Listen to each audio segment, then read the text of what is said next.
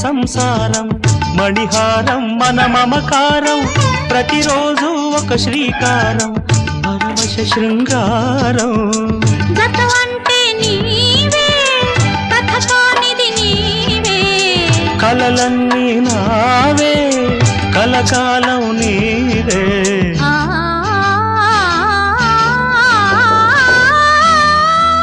రాముడు అనుకోలేదు జానకి పతి కాగలనని